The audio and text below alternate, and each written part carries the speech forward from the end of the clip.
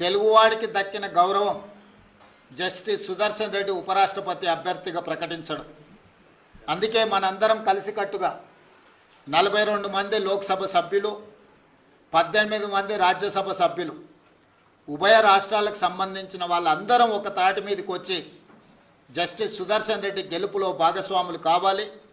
Justice Sudarshan రెడ్డిని గెలిపించవలసిన బాధ్యత మన అందరి మీద ఉన్నది. కాబట్టి చంద్రబాబు నాయుడు గారిని, చంద్రశేఖరరావు గారిని, వైఎస్ జగన్మోహన్ రెడ్డి గారిని, జనసేన అధ్యక్షుడు పవన్ కళ్యాణ్ గారిని, ఎంఐఎం పార్టీ అధ్యక్షుడు అసదుద్దీన్ ఓవైసీ గారిని, అదేవిధంగా ఉభయ కమ్యూనిస్టు పార్టీలు ఈ రాష్ట్రాల నుంచి ప్రాతినిధ్యం లేకపోయినా ఇతర రాష్ట్రాలలో కమ్యూనిస్టు ప్రాతినిధ్యం ఉన్నది కాబట్టి ఆయా పార్టీలను కూడా తెలుగు వాళ్ళుగా మన వాళ్ళు సంప్రదించి మద్దతు కూడగట్టి జస్టిస్ సుదర్శన్ రెడ్డి గారి గెలుపు కోసం పని చేయాలి.